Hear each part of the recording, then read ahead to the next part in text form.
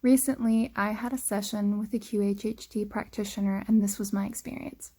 First of all, the practitioner was very respectful and professional, and she spent a long time just talking with me, making me feel comfortable. I thoroughly enjoyed the interview, and I feel like that's a key part of this practice.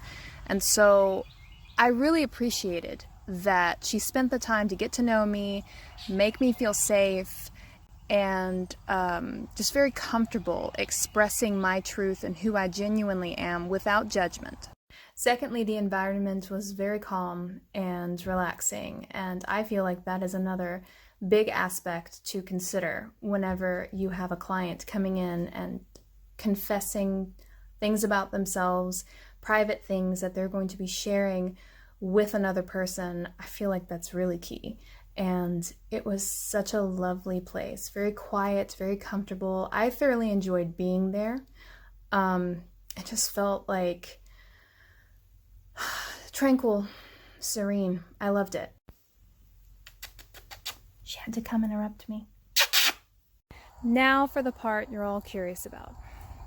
My session. It was awesome. Interesting, amazing. It was such a, words can't even describe it, because when you're in it, sometimes you'll be fully aware. I was fully aware the entire time, and what was amazing is that my higher self wanted me fully conscious, because there's a trust. When you're aligned with yourself, there's a full trust. And in one past life, I was an alien, a short little pot-bellied alien, and I was taking care of all of the plants. And it was such a wonderful experience. I was very focused on the plants, and there were these higher light beings. And it was interesting because the original relationship I had with them wasn't a great one, because they had made a mistake on a planet.